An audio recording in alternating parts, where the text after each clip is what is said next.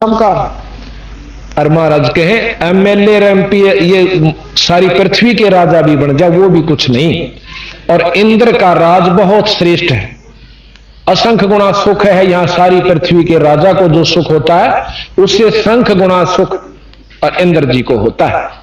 तो उसको भी कबीर साहब कबीरदास जी ने कहा हमने तो वो काग की बींट दिखा है, इतनी घटिया है ये व्यवस्था इस तीन लोकताएं की। तो इंद्र का राज कागदा बेस्टा ना भोगा इंद्राणी नो, और सुखदेव पास हुरंबा आईजा का ध्यान लगा निर्वाणी नो, कि जैसे सुखदेव ने अपने इष्ट उसने तीन लोक की उपासना ब्रह्म तक की, विष्णु जी की थी, उसमें भी इतना आरूढ़ हो जाओगे तो विष्णु लोक प्राप्त होगा जितना सुखदेव हुआ कि उसके पास इंद्राणी आई थी और उसकी तरफ उन्हें ध्यान भी नहीं दिया, अपने इष्ट की तरफ इतना आरूढ़ होकर लगा रहा। तो उस योगी को जो तीनों लोकों में सश्रेष्ठ जाया करता उसको केवल विष्णु लोक प्राप्त हुआ, और विष्णु स्वर्ग के अंदर वो बैठे हुए हैं ऋषि जी, फिर दोबारा पृथ्वी पर आना होगा।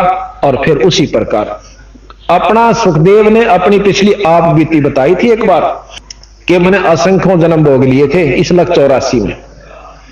एक बार एक दिन एक सत्संग सुना जिसमें पार्वती और शंकर जी का सत्संग हुआ था।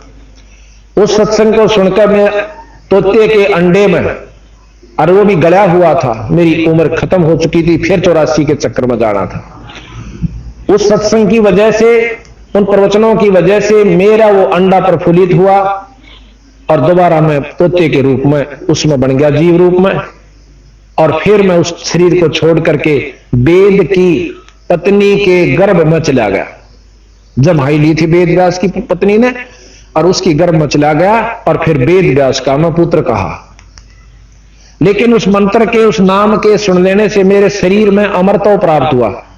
यहां तीन लोग का अमरत्व है कि 9 तत्व का एक शरीर और से इस 5 तत्व के अंदर, जिसको सूक्ष्म शरीर कहते हैं, वो अमर हो जाता है, पर उसकी भी ये चक्कर नहीं खत्म होता। जैसे गीद व्याद ये वो है ना बड़े संत, वो पिछले उनकी कमाई के अनुसार पक्षी रूप में आगे, पर शक्ति भक्ति फिर भी रही उनमें। तो इस प्रकार जब ये दोबारा इनका सुखदेव रूप में जन्म हुआ तो इसने अपने पहले गुरु नहीं मनाया था कि मैंने गुरु की कोई जरूरत नहीं, और अपने शरीर के साथ विष्णु जी के पास गया। विष्णु जी ने भी कह दिया ऋषि जी यहां के करना आया? ने बोला जी मैं स्वर्ग में रहूंगा। अक नहीं भाई, स्वर्ग मत वो रहेगा जो नीचे गुरु से नाम लेकर आया है। महाराज जी मैं भी तो आज आ गया हूं, बेशक आ गया हूं, मेरा तेरा कोई लाभ नहीं मिल सकता। अब जैसे यहां से अधिकारी कोई नौकरी करने वाला कोई कर्मचारी चंडीगढ़ चला जा सकता, उसके पास पैसे हैं तो, लेकिन वहां रह नहीं सकता। रहेगा तो अपने घर पे खर्च करो, और उस सरकारी क्वार्टर में नहीं रहने दें उसने। अगर वो ट्रांसफर करवा के ले जावे, बदली तबादला करवा के ले जावे, स्थानांतरण करवा के विधि से ले जावे, तो उसको सारी सुविधा भी मिले, और भाई वहां रहने का भी स्थान मिले, और वह तनख्वाह भी मिले। इसी प्रकार हम अपनी मर्जी से साधना करते हैं तो हम लाभ पूर्ण नहीं प्राप्त कर सकते। और फिर गुरु पर भेद बता सतगुरु ने। अब हम फेल क्यों हो रहे हैं? हमारे जितने भी सत्संग कहो या आध्यात्मिकवाद कहो, कि हम कोई सी भी मर्यादा का पूर्ण ज्ञान नहीं है। आंख मीच का नाम ले लेने का गुरु होना चाहिए बस, मेरे गुरु तो काम ना चलता। वो गुरु भी ठिकाने का हो। आगे हम गुरु का भेद बताएंगे आपको, गुरु कैसा हो और गुरु कौन होता है, गुरु की प्राप्ति करवा सकता है।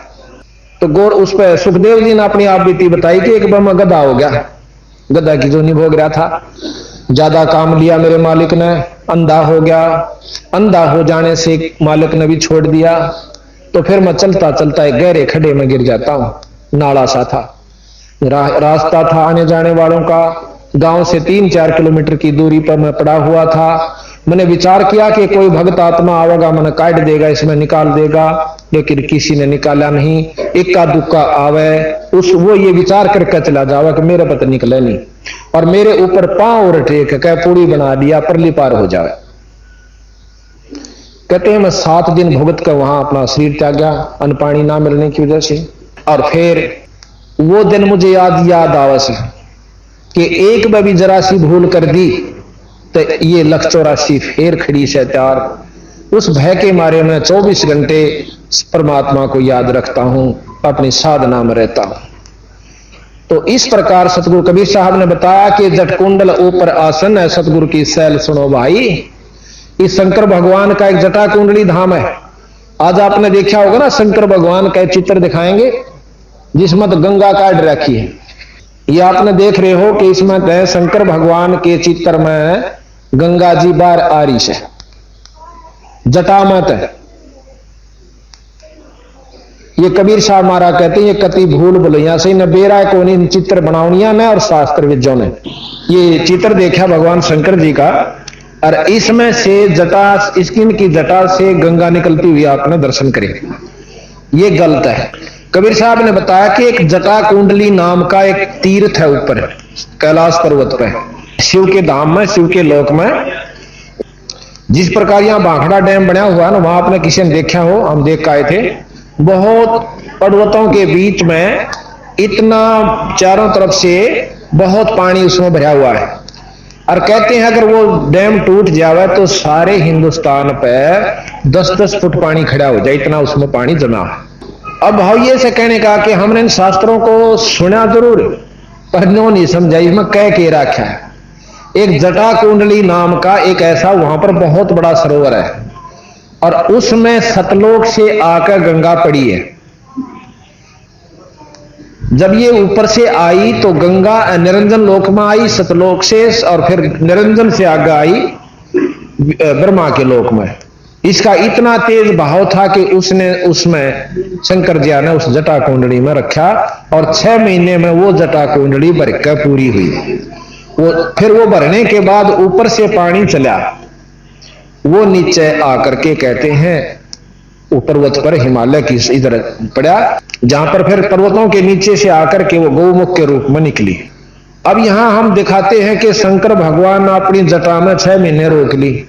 सिद्ध पुरुष हैं, वैसे भी रोक सकते हैं, कोई ऐसी बात नहीं, क्योंकि अगस्त ऋषि ने 7 समुद्रों को एक घूंट में पी लिया था। एक महाराज के गरीबदास जी कहते हैं एक सिद्धि सब सागर पीवे, एक सिद्धि बहुत उपजीव है।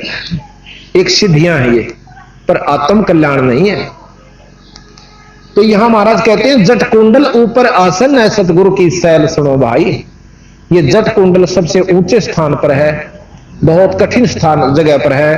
कहते इससे भी ऊपर सतलोक हमारा है, जहां बंदी छोड़ कबीर साहब चले जाते। जट कुंडल ऊपर आसन है सतगुरु की सैल सुनो भाई, जहां ध्रुव प्रहलाद भी ना पहुंचे और सुखदेव ने मार्ग ना पाई। जहां सतगुरु कबीर साहब का धाम है, वो ये सुखदेव ऋषि भी नहीं जा सके, जो कि सह शरीर उड़ जाया करते थे। और हम किसी योगी ने नो देख लिया हो तो भाई बहुत घना तपस्वी है, और शरीर ने नो इतना ऊंचा ठाले से, ये कोई खास बात मत समझना। अगर सार नाम है, सतनाम है, तो उसकी मुक्ति से ना तो ये खिलौने के कितनी बार बना बना कर बिगड़ चुके हैं। और ये जादूगरी काम नहीं देंदी वहां पर। जब सही तत्व का स्थान आवेगा, जहां जन्म मरण और आत्म कल्याण का स्थान आवेगा, वहां ये काम नहीं देगी बचने के लिए। तो अब हम आपको बताते हैं कबीर साहब के बारे में कि नानक साहब ने भी कबीर साहब से उपदेश प्राप्त हुआ। ऐसी नई नई बात हमने भी सुनी जब ओपरी सी लागी। अकिया अच्छी और पचौड़ सी बात कहे से एक साधारण सा मनुष्य कवि और भगत कबीर साहब को इतनी बुरी मान्यता दे रहे। अब हमने लाल की कीमत का ना बेरा हो तो हम उसको एक कमचा समझ सकते हैं, एक पत्थर समझ सकते हैं, और जोरी के पास ले जाएंगे तो उसकी करोड़ों कीमत देगा, और 6 में नमस्कार करेगा कि लाल के तो दर्शन भी अच्छे होते हैं। तो इस प्रकार जब हमने इसकी कीमत का पता चला बंदी छोड़ कबीर साहब की का, और जानकारी हुई कि तो पूर्ण परमात्मा थे, तो आज हम इनको भगवान कहते हैं। एक बार श्री नानक जी तलवंडी, जो कि आजकल पाकिस्तान के अंदर है, वहां कालू राम मेहता के घर में इनका जन्म हुआ। बचपन से ही बड़े सिद्ध पुरुष थे, क्योंकि पिछले जन्मों की भक्ति इनके साथ थी। कबीर साहब ने इनको बताया कि नानक साहब, आप सतयुग के अंदर अम्बरीश राजा थे। अम्बरीश राजा के रूप में आपने इतनी भक्ति करी कि दुर्वासा ऋषि बहुत बड़े सिद्ध पुरुष थे, उन्होंने आपके ऊपर एक शक्ति छोड़ दी, सिद्धि छोड़ दी, चक्कर सुदर्शन, आपका सिर काटने के लिए। और वो सुदर्शन चक्कर आपके चरण छूकर अम्बरीश राजा के, और उल्टा इसको दुर्वासा जी को मारने के लिए उनका पीछे भाग लेता है। और वो दुर्वासा अपनी सिद्धि से उठकर तीनों लोकों में प्रार्थना करता है, ब्रह्मा जी से मुझे मेरी जान बचाओ। ब्रह्मा जी ने बोले यहां से भाग जा, मेरे बस की बात नहीं है, ये तो बहुत कसूती उग्र रूप धारण करके जो है चक्र सुदर्शन साथ आपके आ रहा है, मेरे बस का नहीं, जल्दी भाग यहां से। फिर शंकर जी के पास गए, शंकर जी ने भी हाथ जोड़ लिए, बीरा विष्णु जी दौड़े जाओ। वो वहां से भाग के वही दुर्वासा जी भगवान विष्णु जी के पास आते हैं, क्योंकि अम्बरीश विष्णु जी के उपासक थे। तो विष्णु जी भी और कृष्ण जी के गुरु थे दुर्वासा जी, जो त्रेता द्वापर युग में आए। तो विष्णु जी कहने लगे, ऋषि जी के गुस्ताखी कर दिया आपने, भाई के कारण हो यार, इस चक्कर ने आपके ऊपर क्यों चोट लगाई, क्यों आपके ऊपर अटैक किया। उसने सारी बता दी कि मैं ऐसे ऐसे अम्बरीश राजा के दरबार में गया था, और वो करते हैं सरगुण भक्ति, व्रत रखते हैं, और वैसे ही और मैंने उनको निर्गुण उपदेश दिया था कि निर्गुण साधना करो। वो नहीं माने तो मैंने छो में आकर गुस्से में आकर के चक्कर सुदर्शन छोड़ दिया, इसकी नाड़ काटनता है। तो कबीर विष्णु जी बोले, भाई देखो ज्ञान चर्चा में कभी क्रोध नहीं करना चाहिए, बातचीत कर रहे हो, कोई मानता है उसका भला, ना माने उसका भला, और जबरदस्ती ज्ञान आप किसी पर नहीं थोप सकते। ये आप आपके भागी होगे, और आपने तो नाड़ काटनी चाहिए, वो भी एक भगत की। अगर जाकर उसके पांव पकड़ ले तो तेरी माफी, शनाकती माफी नहीं। अब दुर्वासा जी भयभीत भय खा गया कि कदे रास्ते में मार दे मन, यू पांव पकड़ने वाला महाराज मन बख्श दो, और आपसे नहीं बच सका तो अम्बरीश कैसे बचावेगा, कदे कहीं मुझे ये रास्ते में ना खत्म कर दे। कि नहीं, कतई नहीं करेगा, उसके पांव पकड़ ले और वो ही बकस सके तन बख्शेगा। तो जी वहां से वापस चाल पड़ा। दुर्वासा जी अम्बरीश के दरबार में आ जाते हैं, राजा अम्बरीश के चरणों में सर टेक देने का, मेरी जान बख्श दो, मेरी जान बख्श दो ऋषिवर, मेरे से गलती होगी। अम्बरीश ने वो चक्र सुदर्शन पकड़ का हाथ में और उसके मस्तक का ला दिया, ले तेरा वापस। पर देखे ख्यास करिए, भक्ति के भाव तेरा करो, कितना बड़ा सिद्ध पुरुष हो, कितना साधक हो, कभी भक्ति को भंग करके उबर नहीं सकता। तो ऐसे भी आप नानक जी को बता रहे हैं कबीर साहब कि ऐसे ऋषि भी रहे आप अम्बरीश रूप में, पर तेरी मुक्ति नहीं हुई बीरा। ये निरंजन तक की उपासनाएं हैं। आपका दूसरा जन्म त्रेता युग में हुआ, आप जनक विदेही हुए, जो कि सीता जी के पिताजी थे, राजा जनक। और आपके अंदर इतनी शक्ति थी कि जाति समय जब यहां से आप गए, और राजा जनक जो है सुखदेव ऋषि के गुरु हुए। जो सुखदेव ऋषि इतने योगी हुए कि तीनों लोकों में चले जाया करते उड़कर, उनके गुरु राजा जनक हुए। और राजा जनक जाति दफा जब स्वर्ग में जान लागे, रास्ते में एक नरक पड़ा था, उस नरक के अंदर जीव बहुत बुरी तरह तड़फ रहे थे, 12 करोड़ जीव उसमें भुगत रहे थे। तो राजा जनक ने पूछा अपने पार्षदों से, जो उनके साथ उनको लेकर आदर से विमान में लेकर जा रहे थे विष्णु लोक की तरफ, कहने लगे ये क्या आवाज आ रही है, इतनी मार्मिक हृदय विदारक चीख, क्या की सब भाई। तो उन पार्षदों ने बताई कि यहां पर एक नरक है, उस नरक में जीव अपनी करनी भरनी भुगत रहे हैं, और वो चिल्ला रहे हैं कि ये कितने दिन भुगतेंगे, ना जाने कितने युगों तक इनको में इसमें भोगना पड़ेगा। तो उन्होंने पूछा कि इनका कोई समाधान हो सकता है। अग जी कोई समाधान नहीं धर्मराय बता सके। धर्मराय को बुलाया वहीं पर जनक जी ने, और धर्मराज आ जाता है, कहने लगा हाँ ऋषि जी, कैसे याद किया कि ये जो जीव जो दुख पा रहे हैं नरक में, इनका कोई समाधान है। अग्नि जी ने अपनी करनी भोगनी पड़ेगी, अगर मेरे तक नहीं देखा जानता, अगर ना मांग जाऊं जब तक इनका छुटकारा नहीं हो जाएगा। तो धर्मराय ने राज ने सोची कि अच्छा पंगा पाया ने बोला एक समाधान है, आपने अपने पुण्य देने पड़ेंगे और ये कुछ समय के लिए बाहर आ जाएंगे। वो बोला मैंने मंजूर है। तो अपने पुण्य राजा जनक ने उन नरक वाले जीवों को संकल्प किया, तो वह जीव नरक से बाहर आकर के स्वर्ग में भेज दिए। अब विचार सुनिए, बहुत ध्यान पर सुनने की बात से, ये कथाएं नहीं है, इन कथाओं से हम महाराज ने सार निकाल कर दिया। फिर अब काल की क्या व्यवस्था है कि राजा जनक ने खूब भक्ति करी, पुण्य किया और रास्ते में छल कपट करवा दिया इसी काल निरंजन ने, और वो पुण्य उसका अक्षीण करवा दिया। राजा जनक बैठा स्वर्ग में जाके फिर नानक के रूप में प्रकट कर दिया तलवंडी पाकिस्तान में। तो ये बात कबीर साहब ने नानक साहब तो बताई। दिल तो कांप जैसे जब इतनी भक्ति करी विराट तो भी उल्टे चक्कर काट रहा से, मुक्ति कहां हुई थारी? तो न बोला जी फिर के करा, पर मैं तो जो है एक निराकार ज्योति अंदर मुझे दर्शन देती है, निरंकार, मैं उसका जाप करता हूं और वो मुझे पूर्ण रूप से दर्शन दे रही है। कबीर साहब ने बोले ध्यान लगाओ। न बोले नानक साहब तेरे 60,000 जन्म हो लिए जब तू सतलोक से आया और हमसे बिछड़ा बेटा, तेरे 60,000 जन्म हो लिए बच्चा, और तू सफाई नहीं हो, और तेरे जैसे महान भगत भी चक्कर काटे हैं, तो और आम जीव कहां मुक्ति की बाट देखे, इंतजार करते हैं, कहां आशा रखते हैं मुक्ति की। नानक साहब का पसीने आए कि के समाधान महाराज, कि मैं नाम दूं, सतनाम मेरे पास है,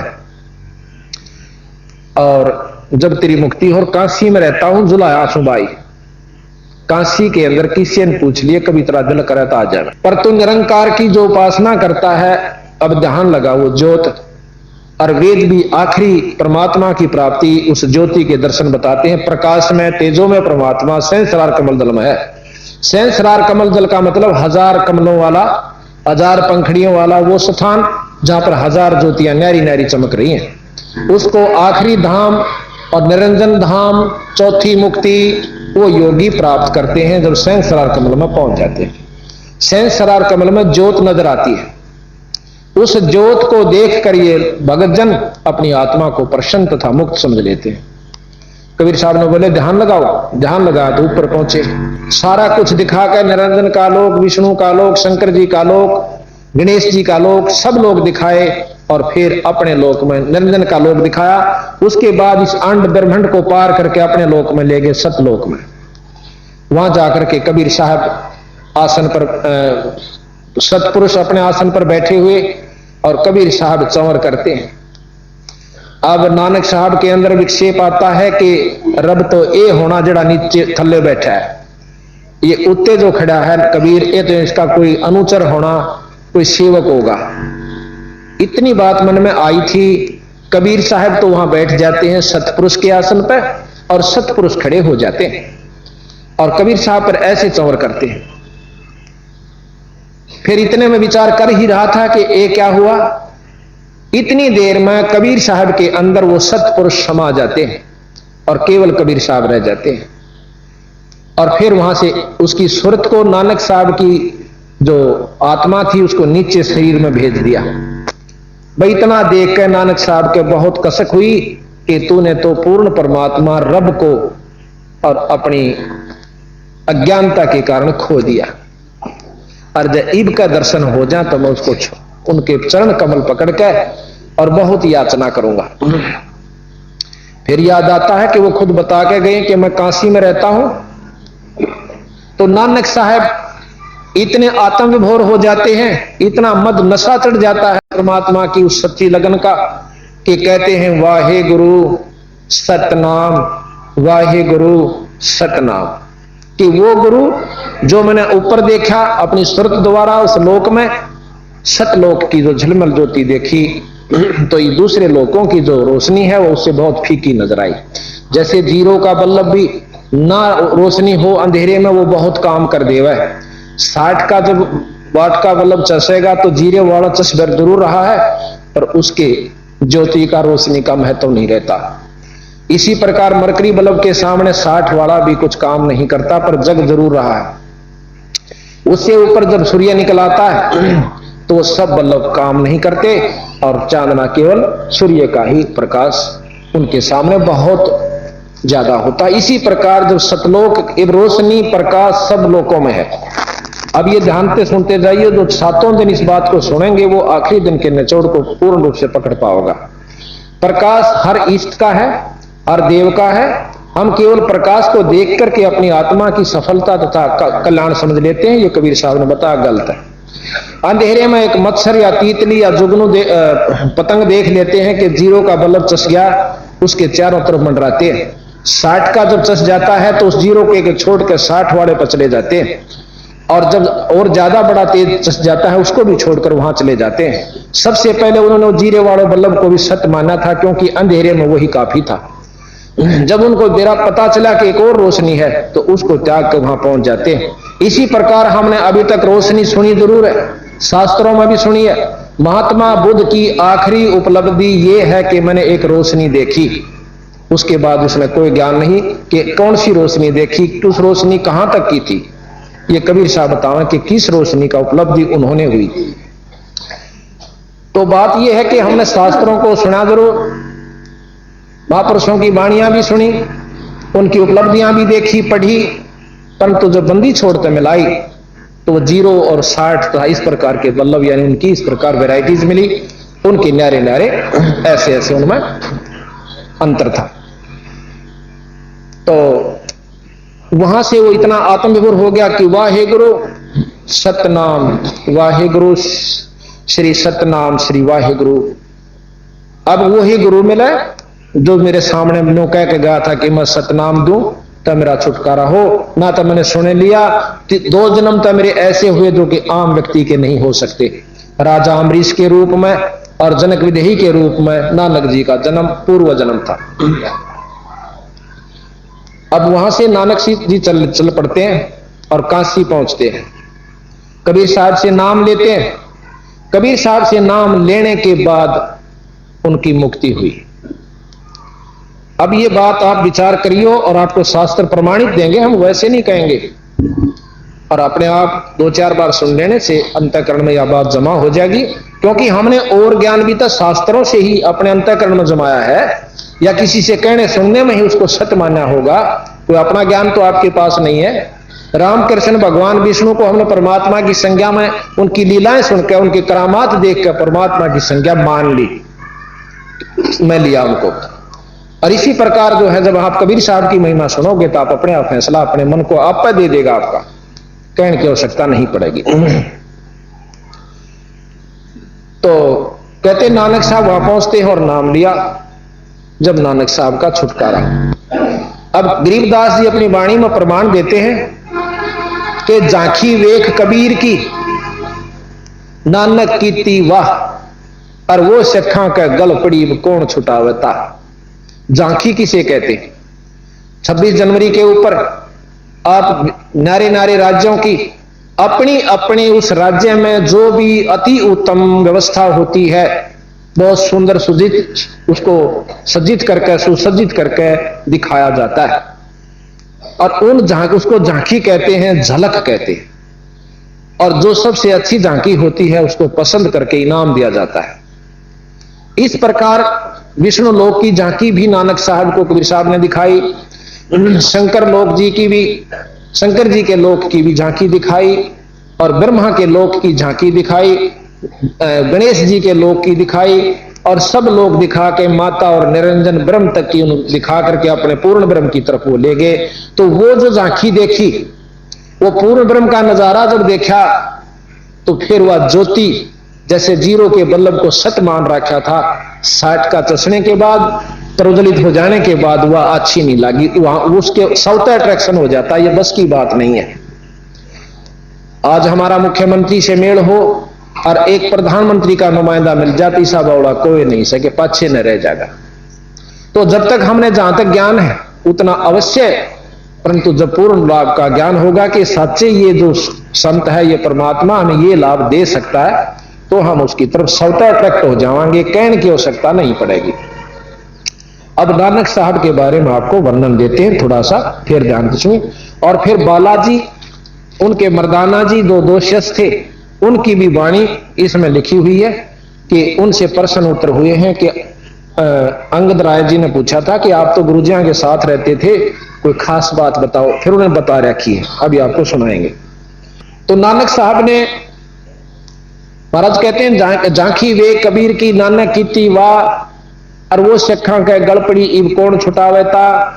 हमने कल भी आपको बताया था, पंजाब में भी हमारे आश्रम गरीबदास जी के 100-150 आश्रम है। गरीबदास जी छुड़ानी के अंदर, जैसे कल बताया था कि चौधरी बलराम जी के घर में धनखड़ गोत में गरीबदास जी ने जन्म लिया, और इनको जो कबीर साहब ने दा के दर्शन दिए अपने लोक थे सतलोक से, और वो नाम दिया, सब लोग दिखाए, वो वाणी सारा विवरण जो आख्या देखा उन्होंने इसमें लिख दिया। कबीर साहब गरीबदास जी के कम से कम भी 20-25 आश्रम हरिद्वार के अंदर है। गरीबदास जियों के आश्रम पंजाब के अंदर कम से कम 150 और 140 के आसपास गरीबदास जी के नाम का आश्रम है। कुटिया है गांव गांव में, और वहां पर इस वाणी का पाठ होता है। अब नानक साहब की वाणी आपने सुनी होगी, ग्रंथ साहब, उसके अंदर क्या है, 48 घंटे चलती है वो वाणी। उनके अंदर 39 संतों की वाणियां हैं, प्रथम नानक साहब की, फिर उनके 10 गुरुओं की, सिखों की, फिर कबीर साहब की सारे ग्रंथ में 40% वाणी है। 60% में वो 10 गुरु जी भी आ लिए, और साथ में 39 संतों की वाणी, जैसे कबीर साहब, नामदेव जी, नाभाजी और मीराबाई, और भी बहुत से संतों की है, रविदास जी, इन सब को मिलाकर के एक संग्रह किया गया। तो इन सब का एक संग्रह करके ग्रंथ साहब बनाया गया। उस वाणी के ज्ञान से प्रतिदिन पाठ होते हैं। और गरीबदास महाराज ने अकेले ने 48 घंटे की वाणी लिख रखी है, बस ठीक है, 48 घंटे की।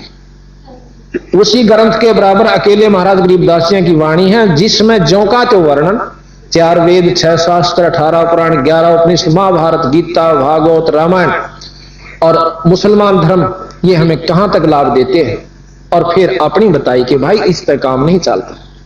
तो इन बातों का ज्ञान नानक साहब को कबीर साहब ने दिया। तो उसके बाद कबीर साहब ने ये पंथ चलाया, जिसको शिष्य पंथ। सिख कोई धर्म नहीं होता, शिष्य, पंजाबी में शिष्य को सिख कहते हैं। जो स होता है पै वाला, उसको ख भी बोला जाता है। जैसे पाषाण हम पढ़ते हैं तो पाखाण भी कहते हैं, पाषाण। तो इसी प्रकार अक्षीर कहते हैं, उसको खीर भी कहते हैं। खीर लिखा जाता है तो पेट पाड़ा से और रे, इसको खीर कहते हैं। अक्षीर भी कहते हैं, शीर भी कहते हैं, यानी स जो है ये दोनों तरफ बोला जाता है। तो सिख कहा, जो उपदेशी होते हैं उनको शिष्य कहते हैं। अब फिर बाद में 10वें गुरु जी ने उनकी अलग से वेशभूषा बना दी। वो वेशभूषा सिख नहीं है, जो शिष्य होते हैं वह सिख। बड़ी तेज करते।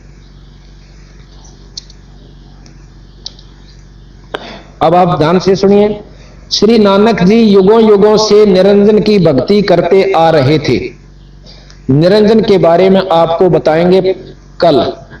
आज हमारा एक बोर्ड बन जाएगा जिसमें सारा वर्णन दे रखा है, निरंजन कहां तक की उपलब्धि देता है, क्या है वो। वैसे मोटा बता दूं कि निरंजन ब्रह्म कहते हैं, वेद उसको ब्रह्म कहते हैं, संत उसे निरंजन कहते हैं। ज्योत निरंजन, प्रकाश में परमात्मा, वेद उसको प्रकाश में परमात्मा कहते हैं, संत उसे ज्योत निरंजन कहते हैं। और ज्योत निरंजन को ही ब्रह्म कहा है, और साथ में संतों ने इसको काल की उपाधि दी है, क्योंकि इसमें समय प्रधान है। और काल के दूसरे मायना हम परसों बताएंगे। श्री नानक जी युगों युगों से निरंजन की भक्ति करते आ रहे थे। नानक जी महान भगत थे। राजा जनक विदेही भी श्री नानक जी का त्रेता युग में जन्म यानी अवतार था। बहुत भक्ति की। ऋषि सुखदेव जैसे महान योगी ने भी राजा जनक जी को गुरु धारण किया था, परंतु जन्म मरण का चक्कर अपना यानी जनक जी का यानी नानक जी का भी नहीं खत्म हुआ कर सके। राजा अम्बरीश भी नानक जी का ही पहला जन्म का यानी त्रेता युग में सतयुग में जन्म था। राजा अम्बरीश का सतयुग में जन्म था, जिसमें दुर्वासा ऋषि ने राजा अम्बरीश के पैर जिसमें दुर्वासा ऋषि ने राजा अम्बरीश के पैर छूकर चक्र उल्टा ऋषि दुर्वासा पर चोट करने चला, तो ऋषि दुर्वासा जी अपने बचाव के लिए तीनों लोक में भागे, किसी ने भी सहायता नहीं की। तब भी विष्णु जी ने कहा कि ऋषि जी आप वापस जाकर के राजा अम्बरीश के पैर छू लो, अपनी जान बचाओ। तब मरता क्या नहीं करता। तब दुर्वासा जी ने आकर राजा अम्बरीश के पैर छुए। अम्बरीश जी ने उनके सिर पर हाथ रखकर तथा दुर्वासा सुदर्शन चक्र को शांत करके दुर्वासा जी को अक्षमा की। ये सब वर्णन आप सुन चुके हो। अब थोड़ी सी वाणी कबीर सागर से आपको सुनाते हैं। कबीर सागर से सा आभार कबीर वचन, नानक साहेब की ना तप भारी, और सब विधि बहे ज्ञान अधिकारी। भक्ति भाव ताको सिखलाया, ता पर सतगुरु की नहीं दाया। दाया कहते हैं दया को। ये संत भाषा होती है, इसमें थोड़े अक्षरों का, क्योंकि पद भाग के अंदर जो है थोड़ा अंतर हो जाता है भाषा में। जिंदा रूप धरे तब साईं, प्रभु पंजाब देश चल आई। जिंदे का एक ऐसा भेष होता है, सफेद कुर्ता और एक बोथा बांध लिया, सफेद चादर और लंबा टोप। उसको जिंदा रूप में मुसलमानों में ज्यादा प्रचलित है ये जिंदा नाम के संत। जिंदा रूप धरा तब साईं, प्रभु पंजाब देश चल आई। अनहद बाणी कहो पुकारा, और सुन के नानक नजर दरस निहारा। नानक साहब बैठे थे, कबीर साहब इतनी दूर बैठ के अपने ये बात सुनाने लागे कि जिस प्रकार गरीबदास जी ने कहा कि अदली आरती अदल पठाऊं, युगा युगा का लेखा ल्याऊं। जा दिन ना थे पिंड नहीं प्राणा, नहीं पानी पवन जमी समाना। कच्छ मच कूरम ना काया, चंद सूरज ने दीप बनाया। शेष महेश गणेश ना ब्रह्मा, नारद सारद ना विश्वकर्मा। सिद्ध 84 ना 3300, 9 अवतार नहीं 2400। 5 तत्व ना ही गुण तीना, नाद बिंद ना ही गटसीना। चित्रगुप्त ना कृत्रम बाजी, ये धर्म राय ना पंडित का जी। भाई धू धूकार अनंत युग बीते, जादन कागज कहो किन चीते। फिर कबीर साहब ने पूछा कि आप कहां थे जब कुछ भी ना था। जादिन थे हम तख्त खवासा, तन के पाजी सेवक दासा। शंख युगन पर लो परवाना, परले हुआ शंखो युग, हम सतपुरुष के संग रहाना। दास गरीब कबीर का चेहरा, सतलोक अमरापुर डेरा। कहते हैं गरीबदास जी भी कि मैं अपने परमात्मा कबीर साहब का सेवक हूं, और वही कबीर साहब सतलोक के मालिक तथा अनंत कोट ब्रह्मांड के परमात्मा है। गरीबदास जी अपनी वाणी में कहते हैं, अनंत कोट ब्रह्मांड का एक रति नहीं बहार, और सतगुरु पुरुष कबीर हैं भाई कुल के सर्जनहार। तो यहां कहा कि अनहद बाणी कियो पुकारा। इस बाणी ने सुनकर नानक जी ने करड़े करड़े देखे, क्योंकि कहने लाग रहा से सुनकर अनहद बाणी कियो पुकारा। सुनकर नानक दरस निहारा, सुनकर अमर लोक की बाणी, और जान पड़ो यो परम पुरुष ज्ञानी। नानक जी ने समझा कि ये पूर्ण संत है, ये तो बहुत ऊंची की बात कहे से। तो नानक साहब पूछने लागे, आवो पुरुष सतगुरु ज्ञानी, अमर लोक की हमने सुनी ना बाणी। वो सतलोक नहीं जाना हमने कौन सा होश है, और किसी शास्त्र में ज्ञान नहीं पाया। अर्ज सुनो प्रभु जंदा स्वामी, कहो अमर लोक कहां निज धामी। कि वो लोक कहां है जिसको आप सतलोक कहते हो, सतधाम कहते। कहा न कही अमर निजवाणी, कि किसी ने काहू ना कही ये अमर निजवाणी। ये बात हमारे ताई किसी ने नहीं बताई जो आप बताने लाग रहे। और धन कबीर परम गुरु ज्ञानी, कोई ना पावे तुमरा भेदा। और जाको खोज चुके ब्रह्मा और चहु वेदा। इसको चारों वेद और ब्रह्मा जी ने भी आपका भेद नहीं पाया। और कबीर साहब कहते हैं, जब नानक तुम बहुत तप कीन्या, और निरंकार बहुते दिन चीन्या। तुमने बहुत तपस्या की, बहुत साधना की, युगा युगा में की, और निरंकार ते एक पुरुष नियारा। अजरदीप ताकी तक सारा। अजरदीप, अमरदीप, सतलोक वो अलग स्थान है। पुरुष बिछो भयो तब जब से, और काल कठिन मग रोक्यो तब से। जब से भी आप सतलोक से यहां आए थे अपनी इच्छा अनुसार, पर उसी समय आपका रास्ता इस मार्ग काल ने गलत साधनों से, गलत शास्त्रों से रोक दिया। इत तुम सरस भक्ति ना होई, क्योंकि परम पुरुष ना भेटो कोई। यहां पर आपकी सरस भक्ति, एक रस भक्ति नहीं होती। आपने देखा होगा कि आपने बहुत सी साधन नाटक भी सुने होंगे कि विश्वामित्र जी ने तप करा, बहुत जाजूल तप कर लिया, परंतु नहीं होने दिया। एक अप्सरा को भेजा, उर्वशी को भेज कर उसका तप खंड करवा दिया। तो महाराज कहते हैं काल की व्यवस्था में प्रथम तक कोई भजन करना नहीं चाहता, और चाव विषय तो यू काल होने नहीं देता कि 8 लाख रही थी उसके तप न भंग करण की, ठीक से अपना भजन करा था, करण देते या कोविद क्यों आई उनके मन में? ये काल प्रेरित होते हैं। इंद्र का बर्दी गुब्बारा की तरह राज खोज लेगा, उसने ठैब श्रृंगारी अपनी उर्वशी और विश्वामित्र का खंड कर दिया। तो महाराज कहते हैं ये इत तुम सरस भक्ति ना होई, क्योंकि परम पुरुष कोई ना भेटा कोई। आपको सतमार्ग दर्शक नहीं मिला, आपको रास्ता सही नहीं मिला, इस करके कोई तो तप पे लाग रहा है, कोई गीता पढ़ के मुक्ति चाहे, कोई पुराणों को पढ़ के मुक्ति चाहे, कोई वेदों के ज्ञान को कंठस्थ वेद घोट लेने को ही मुक्ति समझता है, और कोई कुरानों को और मुसलमान भाई अपने उन ओछी साधनों को ही अपनी मुक्ति का साधन समझते हैं। तो बंदी छोड़ कबीर साहब ने दोनों धर्मों की जो कमियां थी वो ज्यों की त्यों कही, और खड़े होकर बाजार में कही, और सब धर्म सब मतलब उनके मंडलों में जाकर कही जहां पर विद्वान और उनके मौलवी और पंडित और काजी बैठे हुआ करते थे। और उस समय आज कोई कह के दिखा दो अरब कंट्री में जाके एक भी लफ्ज और इस्लाम धर्म के खिलाफ, और कबीर साहब ने सरेआम, जबकि मोहम्मद इसमें दिल्ली के अंदर सिकंदर लोधी राजा हुआ करता था, बहुत क्रूर बादशाह था, जो बहलूल लोधी का पुत्र सिकंदर लोधी था, वो बहुत क्रूर राजा था। उसको ऐसा ठोक ठोक कर जवाब दिए थे, और उसने कोशिश करी थी कि कबीर साहब ने खत्म करवा दूं।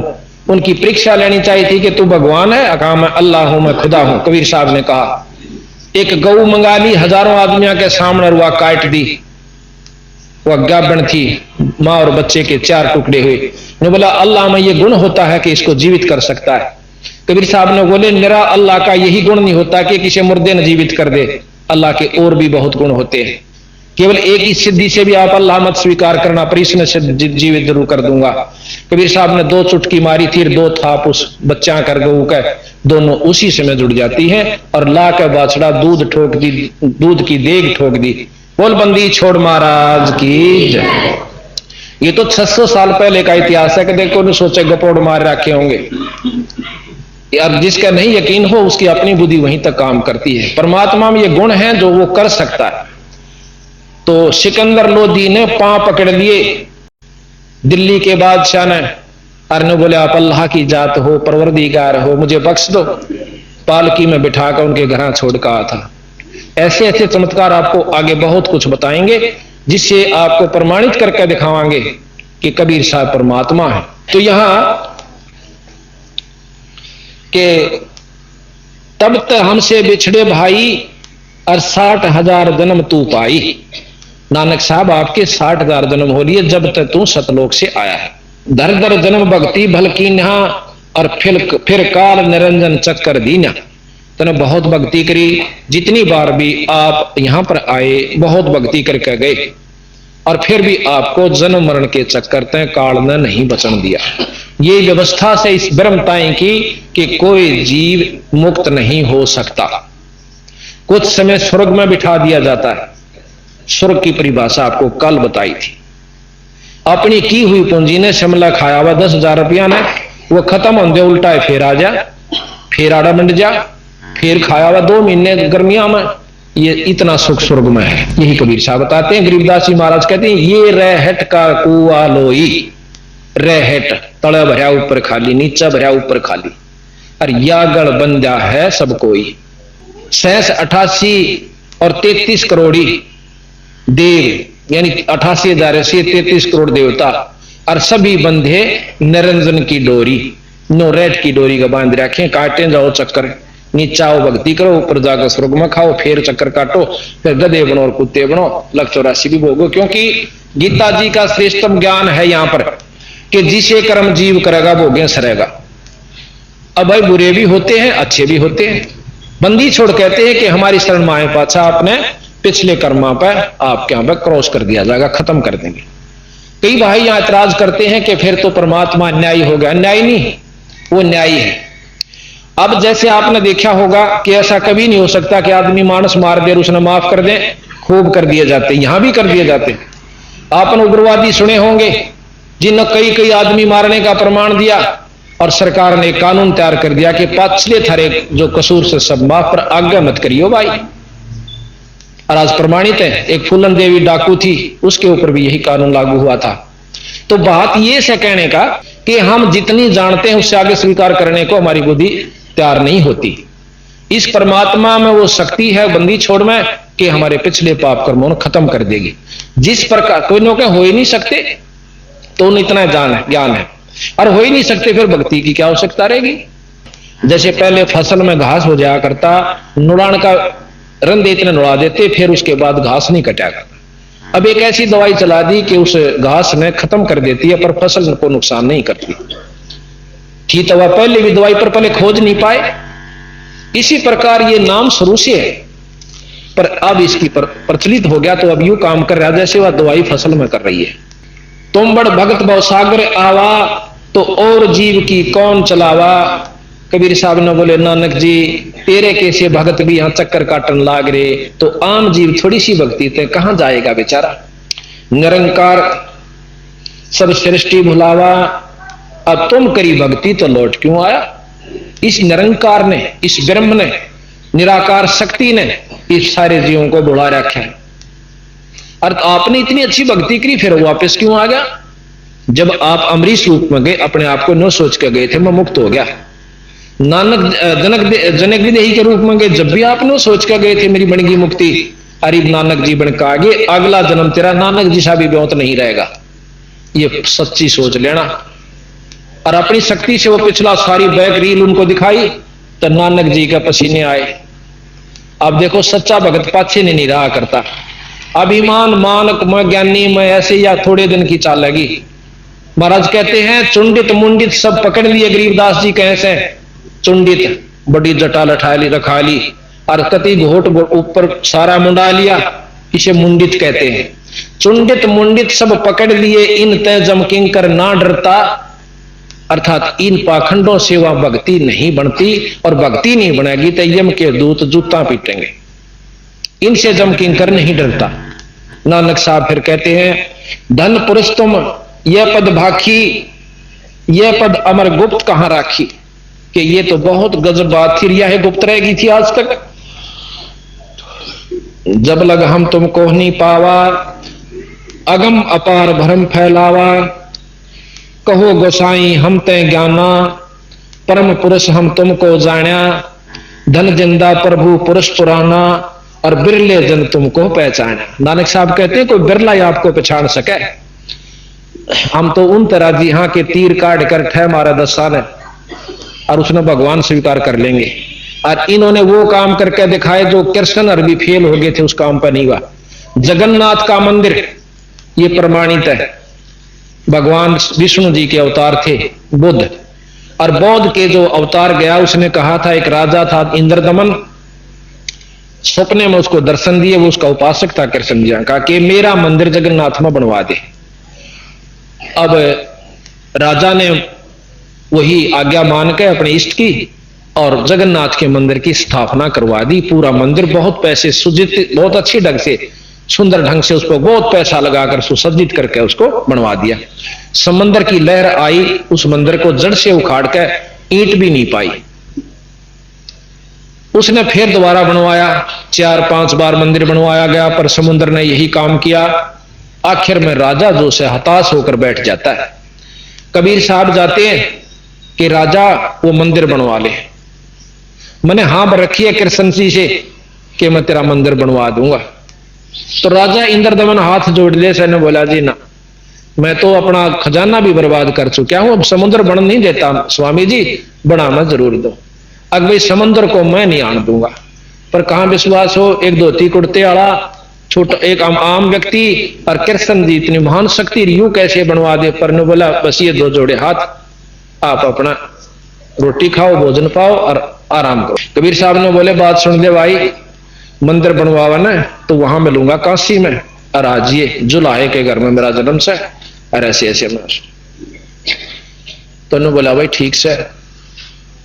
रात्रि में सौंपन दिया कृष्ण भगवान ने फिर कि ये जो संत आपके पास आया था ये अनंत कोट ब्रह्मांड के भगवान से, ये जो चाहे सो कर सकते हैं, आप इनसे मंदिर बनवा लो। अब राजा ने फिर कोशिश करी, ढूंढे, महाराज जी मिल गए स्थान जहां बता कर गए थे। मंदिर शुरू हो गया, मंदिर तैयार हो जाता है। समुद्र जहां से चढ़ कर आता था वहां महाराज कबीर साहब ने अपना एक पत्थर सा गिरवा के वहां एक चौतरा सा बनवा लिया, उस पर बैठ जाते हैं। अब समुद्र कहते हैं बहुत ऊंची, जैसे ज्वार भाटा आपने देखा होगा, सैकड़ों फुट समुद्र उठ जाता है जब ये साइक्लोन आता है ना, बहुत मतलब हजारों किलोमीटर तक उस पानी का बहाव आकर के बर्बादी कर देता है। उस समय इतना ऊंचा उठा, कबीर साहब ने अपनी शक्ति से ऐसे कर दिया, वो ज्यों का त्यों रुक गया, जैसे जाम हो जाता है। अब समुद्र के ऊपर का रूप बना करके बाहर आवे और हाथ जोड़ दे से नो कहे, हे परम पुरुष, हे परमात्मा, आप कौन शक्ति हो, मुझे आगे जाने दो। की करेगा भाई कि इस मंदिर ने ढाऊंगा। अरे भले पुरुष, मंदिर आश्रम बनवाया करें, ढाया करें, इतना नीच काम करे तो। अगजी इस कृष्ण ने मेरी मर्यादा भंग कर रखी समुद्र की। क्यों कर भाई कि जब ये राम रूप में आए थे, इन्होंने जबरदस्ती तीर के बल पर मेरे पर रास्ता मांगा था, और वो बदला मैं लूंगा जी। अकीस यूं तो ढा नहीं सकता, चल ढा ले। तो अब कहां बसावती के, तभी तो मैं आपके पास आया हूं, मेरी नहीं बसाती तो मुझे बदला दिवा महाराज कि उसकी द्वारकापुरी ने डबोले। आज भी प्रमाण है, द्वारका समुद्र ने डबो रखी है, और वहां जगन्नाथ के मंदिर से समुद्र नहीं ढाता, उसको बचा रखा है। अब फिर क्या हुआ कि अगले दिन भाई हफ्ते 10 दिन के बाद उसमें पूजा शुरू होनी थी। मोटे मोटे पांडे मेरे कैसे तो गणे बोला करें, वो जाके और ठह पहुंचे सारा पूजा का सामान लेकर के, और कबीर साहब आगे खड़े मंदिर के गेट में, और उसकी पकड़ कर बां एक पांडे ने जो हेड मुखिया पांडा था, और दूर मारा बगा के मनहूस नीच जाति के, और तू आगे आ गया। सुबह सुबह हम तो ठाकुर की पूजा करनी थी, भगवान की पूजा करनी थी, आज नहीं करते फिर करेंगे। अंदर जाते हैं तो जितनी भी मूर्ति उसमें लगी हुई थी सारी कबीर साहब का रूप धारण कर लिए। अब वो पांडे हो गए एकदम, भैया बनी की कहानी। तो कुछ देर के बाद वो वही मूर्ति बन जाती है। फिर वो धोते हैं खूब अच्छी तरह, पानी गिर गिर का मसड़ का उसने अशुद्ध हो गया। पूजा शुरू कर दी। कुछ दिनों के बाद उस पांडे का कोड लाग गया, जिसने महाराज जी को धक्का दिया था। कोड लाग गया, इतना इलाज करवा लिया, तड़फे रात की नींद खत्म होगी, जन्म किल की मारे, सारा दवाई करा ली, कोई आराम नहीं हुआ। कृष्ण भगवान ने दर्शन दिए कि उसी संत के पांव धोकर पीले पांडे जब तेरी जान बचे, उसी पांडे ने मरता के नहीं करता जाकर कबीर साहब के सैकड़ों आदमियों पांव धोकर गट देसी पी लिए। देखते देखते जानो कोड था नहीं उसका, उसी समय समाप्त हुआ। जब सैकड़ों आदमियों का विश्वास हुआ, कबीर साहब ने बोले एक बात कान खोल कर सुन ले पांडो, आगे से इस मंदिर में जय छुआछात किसी ने कर दी, उसका यही हर्ष होगा जो इस पांडे का हुआ। आज प्रमाण है, जब से जगन्नाथ का मंदिर बना उसमें किसी धर्म का व्यक्ति जा सकता है, और आज से 100 वर्ष पहले, 50 वर्ष पहले, 40 वर्ष पहले दूसरी जाति वाले को आम मंदिर में बढ़ने नहीं दिया जाता था। जब श्रीमती इंदिरा गांधी अपने हिंदुस्तान की प्रधानमंत्री थी, उन्होंने भी एक मंदिर में जाने की कोशिश की थी, उस समय उनको भी प्रवेश नहीं करने दिया गया था कि आप हिंदू जाति से यानी पंडित जाति से नहीं रही। ये पेपरों में काफी दिन आई थी। तो इस प्रकार उस मंदिर में और उस दिन से आज तक कोई छुआछात नहीं है, और वहां कबीर साहब की मूर्ति बनी हुई है। एक बार फिर प्रमाण मिला कि जगन्नाथ के मंदिर में एक पांडा खिचड़ी बना हुआ था। खिचड़ी ऐसे पकती है, उसमें नीचे ऊपर रख दी जाती है मटके टोकने पीतल के, एक उस पर एक उस पर एक उस पर, ऐसे सबसे पहले ऊपरली तैयार होती है, 5-6 ऐसे रख दी, नीचे आग बाली जाती है। सबसे पहले ऊपरली तैयार होती है और ऊपरली उतारी जाती है।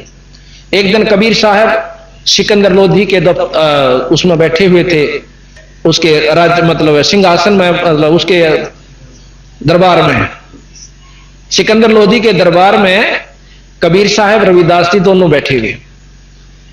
और भी जैसे वहां होते हैं, वजीर हुए, सिपाही हुए, उनके रिश्तेदार काफी बैठे थे। एकदम कबीर साहब खड़े होकर के अपने पांव पे अपना पानी डालते हैं लोटे में।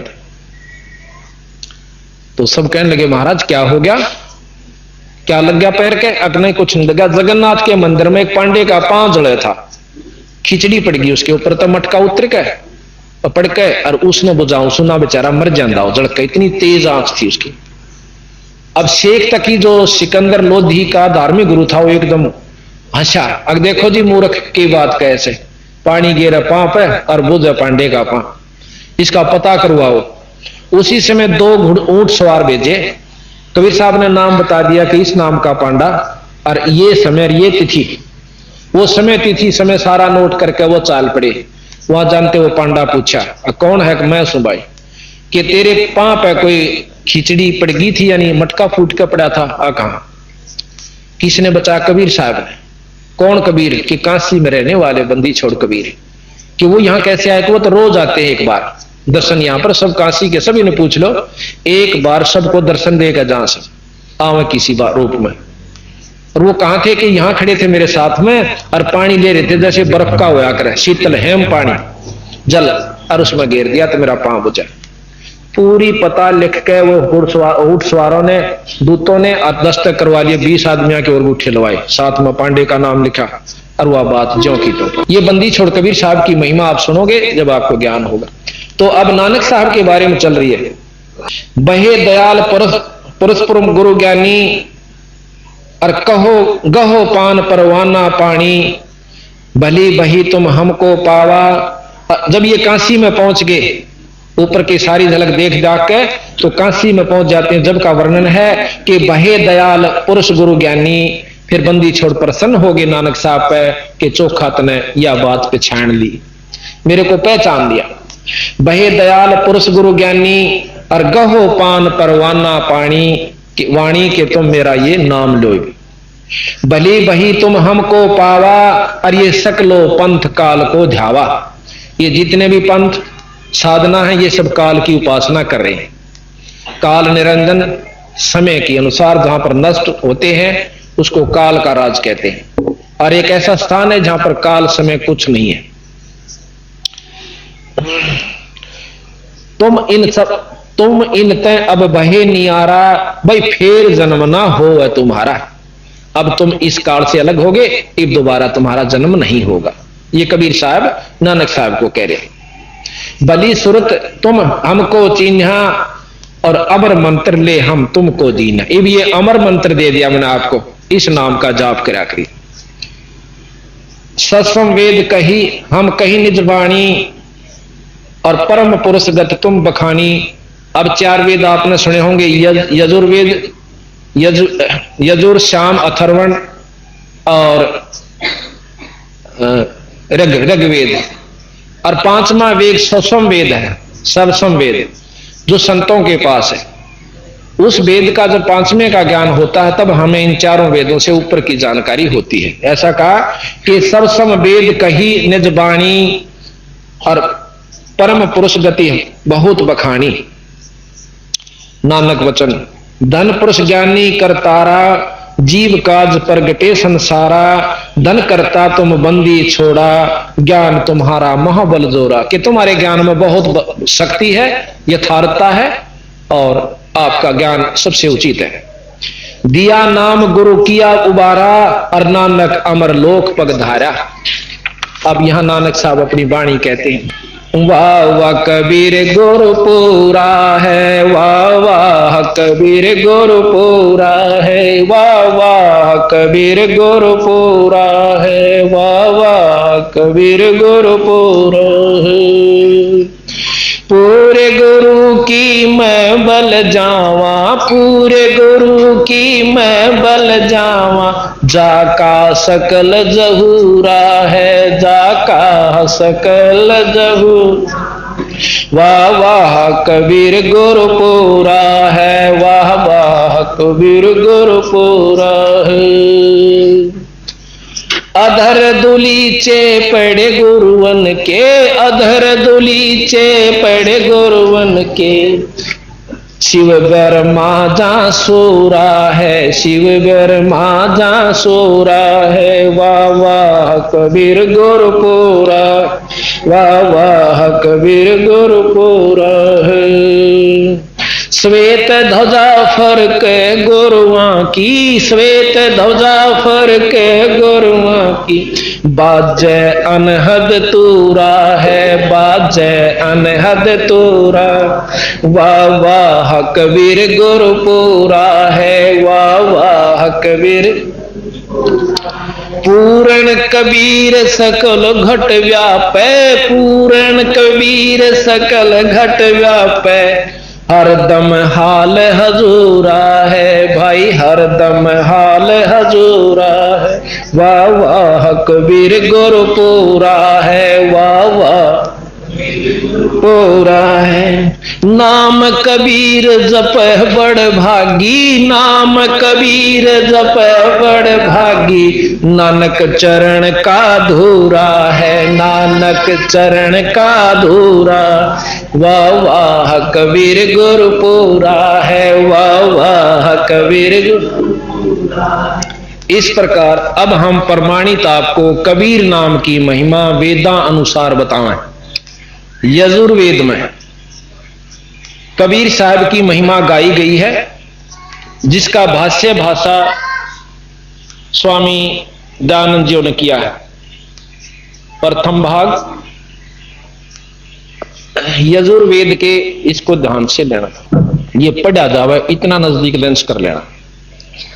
यजुर्वेद के 5वें अध्याय का 32वें श्लोक में आप देखोगे स्वामी जी के द्वारा भाषा भाष्य है, ये उनका सरलार्थ किया हुआ और भावार्थ। अब ये ध्यान से देखें,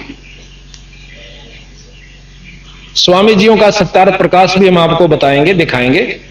इसमें बुराई मत समझना, जो की त्यों बतावांगे जो इसमें लिख रखा। ये अभी आपने यजुर्वेद में और सामवेद के अंदर कबीर शब्द की महिमा का ज्ञान हुआ। ये सामने जैसा कि पहले गोरखनाथ और कबीर साहब की गोष्ठी हुई थी, गोरखनाथ जी त्रिशूल के ऊपर बैठे हुए हैं और कबीर साहब बहुत ऊपर पहुंच जाते हैं अपनी इस धागे के साथ। जब गोरखनाथ जी ने अपनी हार स्वीकार की तथा यथार्थ ज्ञान को समझा, सुना और आत्म कल्याण करवाया।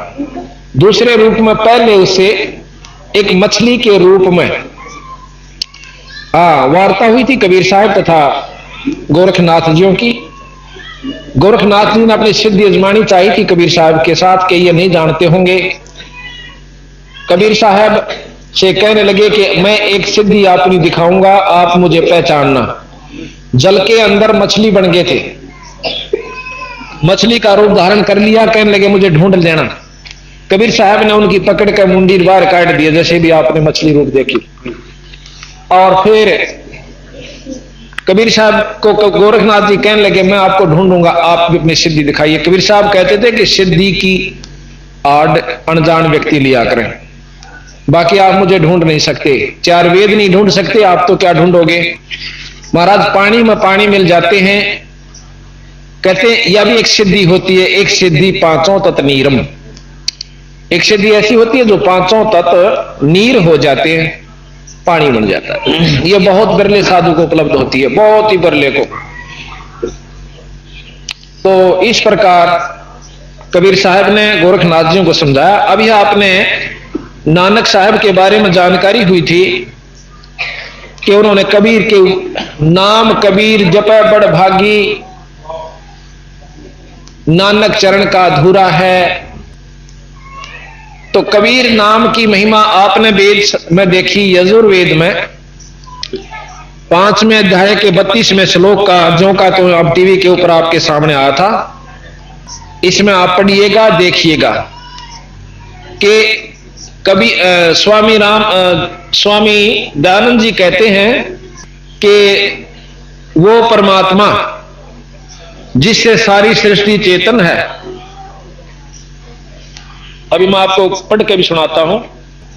यजुर्वेद जो कि आपने देखा इसमें, अब पढ़ के भी सुनाता हूं। 32वें श्लोक 5वें श्लोक का 32वां श्लोक, 5वें अध्याय का 32वां श्लोक है। हम इसमें क्रिटिसाइज नहीं करेंगे, जो कि तो बताते हैं।